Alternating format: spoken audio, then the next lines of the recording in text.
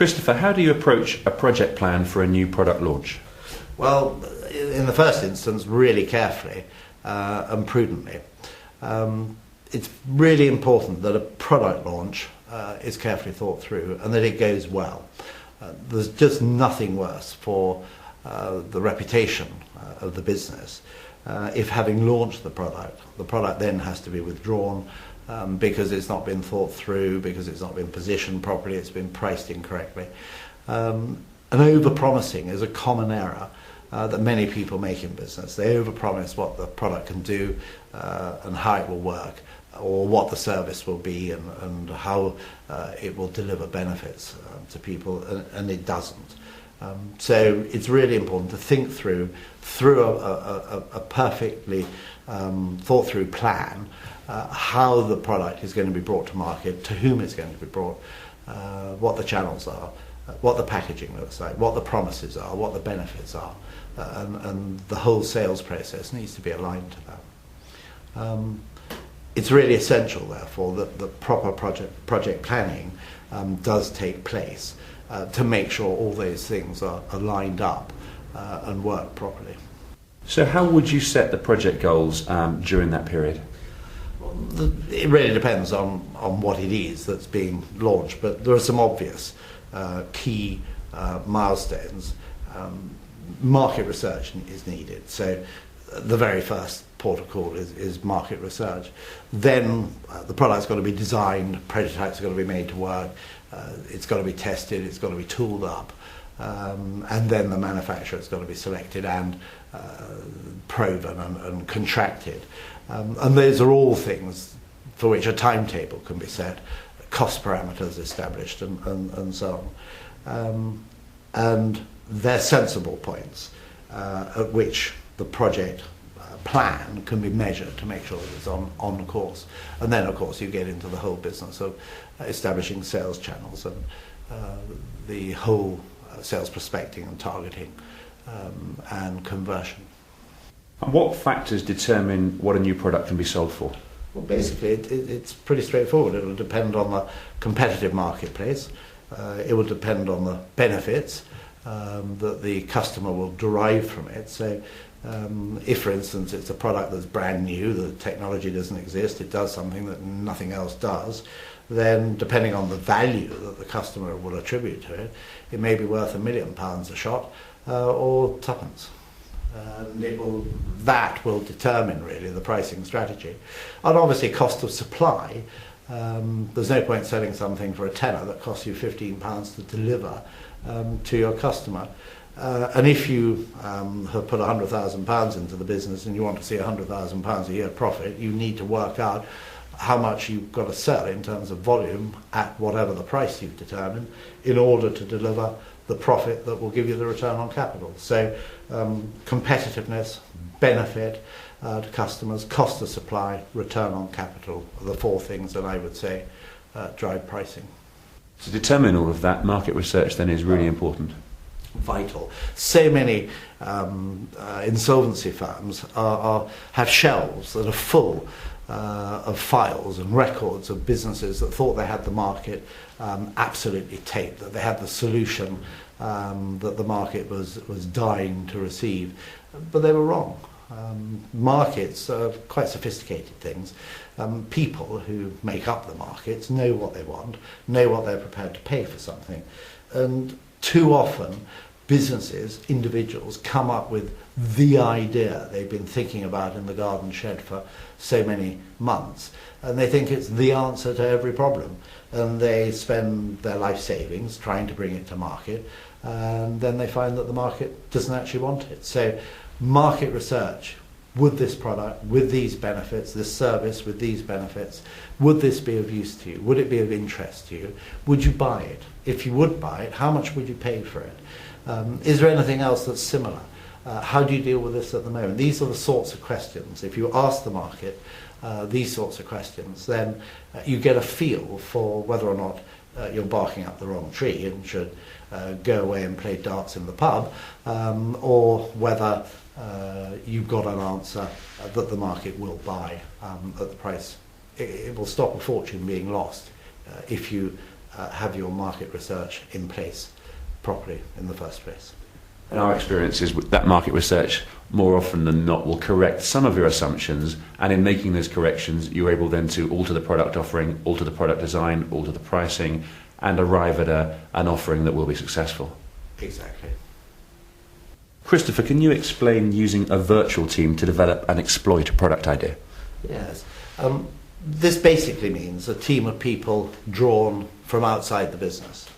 In order to get a product idea through the concept stage into the marketplace, there are an awful lot of skills that are needed, and many businesses, many inventors that come up with the idea won't have the full skill set. So they draw together a team of people from companies, consultancies, individuals who are working on their own, who can bring the range of skills, of design skills, of manufacturing skills, marketing skills, financial skills, etc., together to enable the originator of the concept to bring his idea to fruition.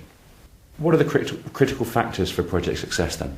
Oh gosh, to some extent again it will depend on the project and exactly what it is you're doing, but in general terms I think there are a number. Having a product that the market wants, absolutely fundamental. If the market doesn't want your product, then it's irrelevant and there's no point trying to put it out. Understanding and clearly explaining, being able to explain the product benefits. So often you'll find somebody trying to sell a product who makes it terribly complicated and confusing, and the person buying, the customer, just can't get a grip on what it is that's so important about this product that they absolutely have to buy it. Finding the right channels to market. If you're trying to sell a product that has a very high volume and low value design to it, then you're not going to get it away through mail shots, through mailing. You might do it through the internet, or you could do it through major retailers, supermarkets. So understanding where your product should be placed in the market is critically important. Pricing it correctly. If you're putting out a product which is a high value, luxury item, you don't price it down and stick it on the shelves in Woolworths at a penny or a pound, whatever the current Woolworths pricing policy is. You would want to make it exclusive, and you make it exclusive not only by its look and feel and benefit that it delivers, but also by its price. And then you appeal to a different sector of the marketplace. And that means that the channels into that marketplace have to be thought about, because they're not going to go to Sainsbury's to buy your highly priced product. They'll go somewhere else. Buying at the right cost is critical to success. If you are pricing something at 10p, as I said a little earlier, you can't then produce it at a cost of 15p, because you're just going to make a loss. So you have to be able to supply the product at a price that means you can make a profit when you sell it. So pricing and cost are a mutual equation and really important. Being prepared to revise, to change, to understand that the market's rejecting some aspect of the product, the packaging isn't right, or the design isn't quite right, it doesn't quite do the job in the best way possible. The description isn't perhaps right, that you haven't quite got the right marketplace that you're trying to sell the product. So being prepared to revise and change your ideas. I think the final there is the one that's most important. Again, it's a human factor. It's called perseverance. And you have to persevere and be prepared to take those knocks and the rejection of doors being shut in your face. If you have absolute faith, your market research tells you the public want the product, or your marketplace wants the product, and yet you're just not able to batter your way through the buyers of big supermarket chains, you have to persevere and find another way to achieve that object. How do you manage to incentivize project participants, let's say in your virtual team or even within the organisation? What are you looking at when you're doing that? Well, there are two aspects to that. Managing them, on the one hand, incentivizing them on the other. And when you're managing people, what I've learned over the years is that you need to give people clear expectations. This is what I want of you. This is what I want you to do. This is, broadly speaking, how I want you to do it, but make up your own mind exactly how you do it.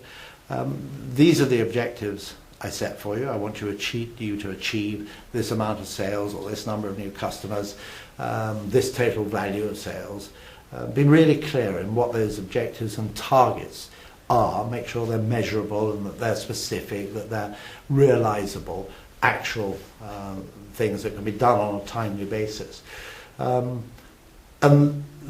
those clear expectations for each participant, linked with good communication and regular communication to make sure things are on track, and make sure that there are rewards that are geared to success. And that way you both manage the individual in where their effort is focused and what it is they're tasked with doing and how they set about doing it, but also you give them an incentive to achieve what it is they've promised and what you expect of them. Sometimes it might be entirely right to offer an interest in the business, an equity interest in the business to participants, to incentivize them. In other words, if you are part of this team, we'll give you a basic salary, we'll give you an interest in the ownership, and as the business takes off and as the value of the business, which is usually based on a multiple of its profits, steadily increases, so will your equity interest in the business increase. And that will be the reward you take to heaven in due course. Sometimes a fee or remuneration-based reward with some form of bonus for success that is simple, it's measurable, it's delivered quickly, but there's no long-term interest in the equity. And it will depend on how the owner of the business wants to structure their equity, how much they want to give away, how much they're reliant on other people to deliver their business dream. What are the most common factors that lead to actually the business going the other direction and the project failing? In 2 words, poor management. Poor management can take many guises, but poor management is the single biggest reason for failure to bring off a project. Bad judgment plays its part, failure to research the market, refusal to accept that the product is wrong, or the pricing is wrong, or the packaging is wrong, or the sales channels are wrong.